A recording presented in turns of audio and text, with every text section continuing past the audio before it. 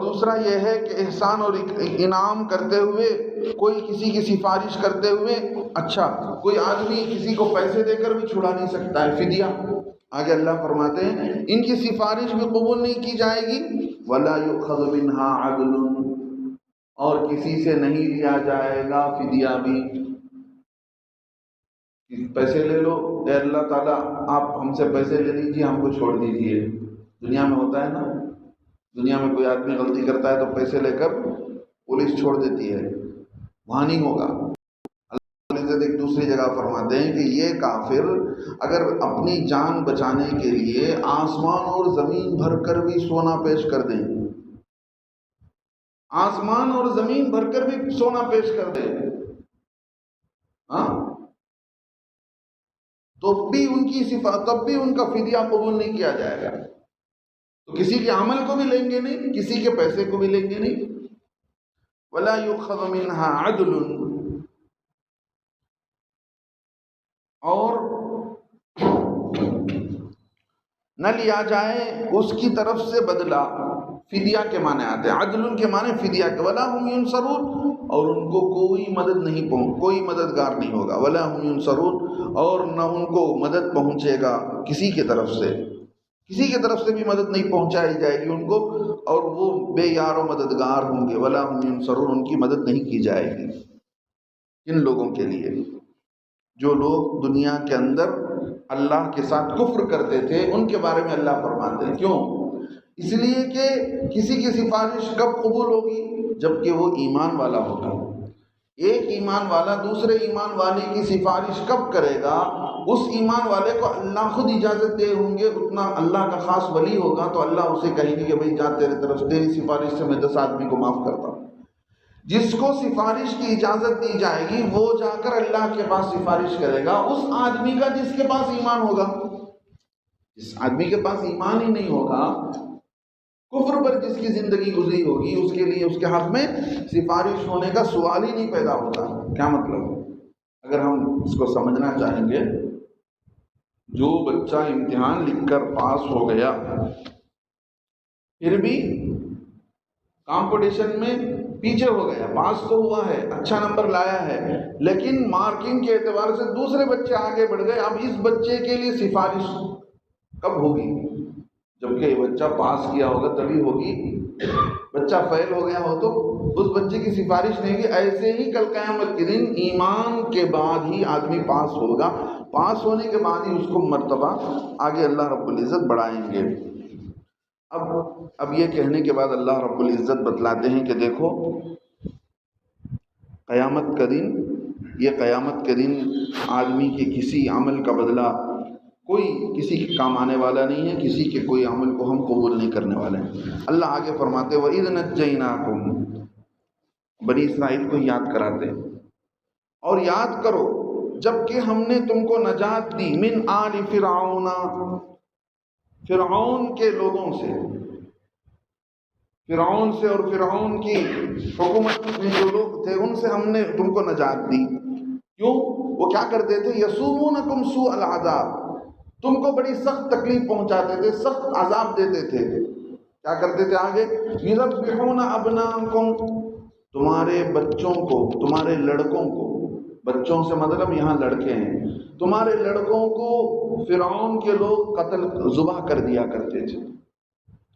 وَيَسْتَحْيُونَ نِسَاءَكُمْ، اور عورتوں کو ایسے ہی زندہ چھوڑ دیتے تھے۔ اللہ فرماتے وَفِي ذَلِكُمْ بَلَاءٌ مِّن رَّبِّكُمْ عَظِيمٌ، اس میں تمہارے لیے اللہ کی طرف سے بڑی آزمائش تھی، اس میں آزمائش ہے، تمہارے رب کی طرف سے بڑی آزمائش ہے۔ اب کیوں؟ ایک تو موسیٰ علیہ السلام کے ماننے والوں کو تکلیف دی جاتی تھی، جو بھی موسیٰ علیہ السلام کی بات مانتا تھا اسے سزا دی جاتی تھی۔ ایک بچوں میں سے لڑکوں کو کیوں ذبح کر دیا جاتا تھا؟ اس لیے کہ اسے معلوم ہو گیا تھا فرعون کو کہ ایک بچہ پیدا ہوگا وہی آ کر میری سلطنت کو ختم کرے گا، بنی اسرائیل کے اندر ایک لڑکا پیدا ہوگا.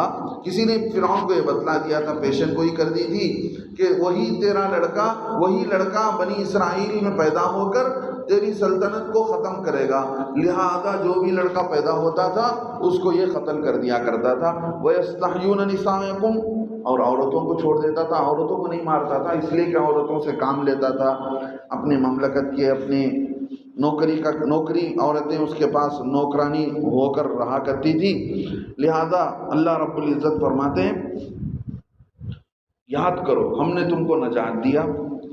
اور آگے فرماتے ہیں وَإِذْ فَرَقْنَا، اور اس وقت کو یاد کرو، فَرَقْنَا بِكُمُ الْبَحْرَ، جبکہ ہم نے پھاڑ دیا تمہارے لیے سمندر کو.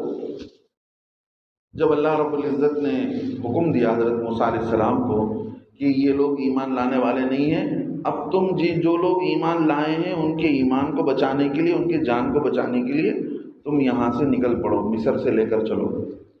جب یہ لوگ چلے تو موسیٰ علیہ السلام کے جانے کی خبر فرعون کو ہو گئی. اب فرعون نے کیا کیا؟ فرعون ان کا پیچھا کرنے لگا. اب حضرت موسیٰ علیہ السلام دریا کے سامنے کھڑے ہوئے ہیں.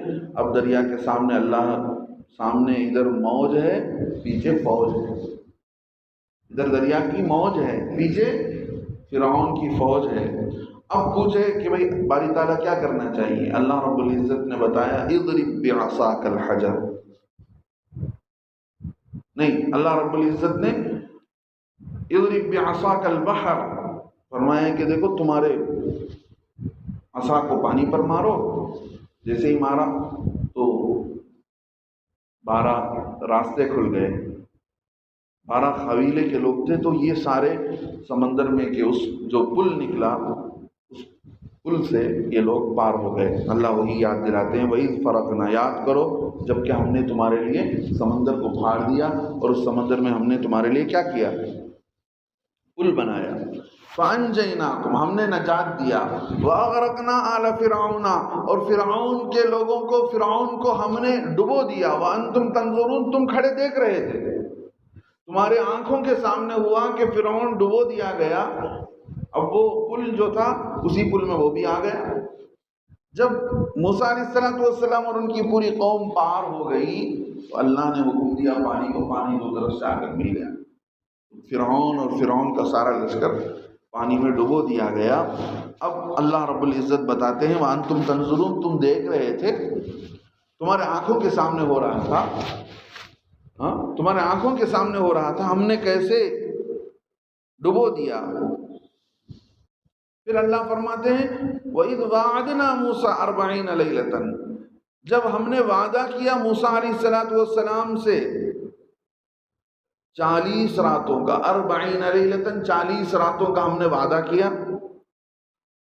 پھر کیا ہوا موسیٰ علیہ السلام کے چلے جانے کے بعد؟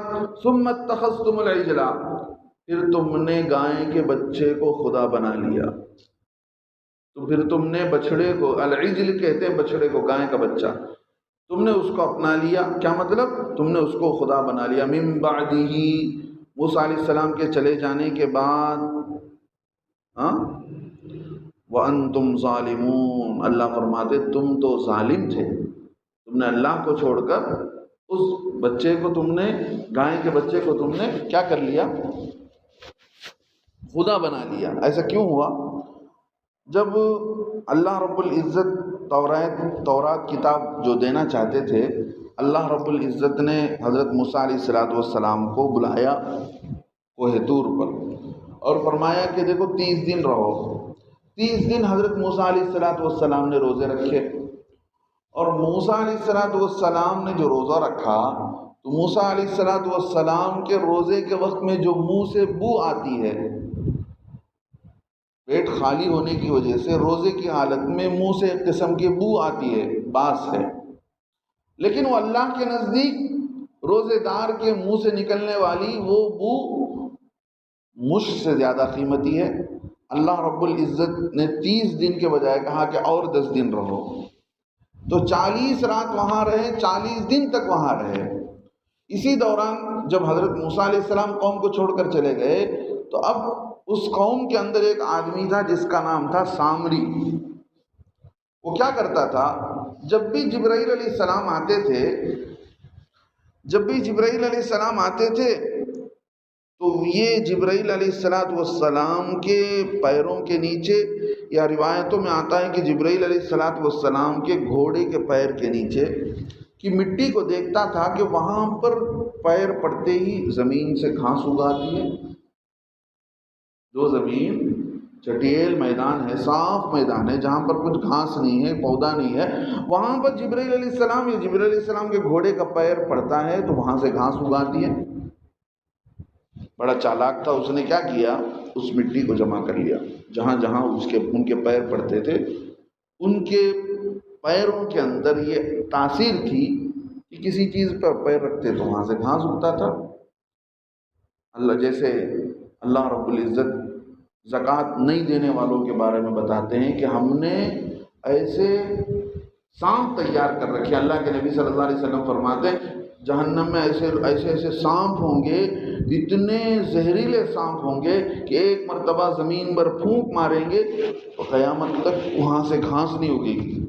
تو سانپ کا زہر کا جیسے اثر ہوتا ہے کہ جو زمین اگنے والی تھی تو اس زہر کی وجہ سے اس زمین میں اگنے کی صلاحیت ختم ہو گئی.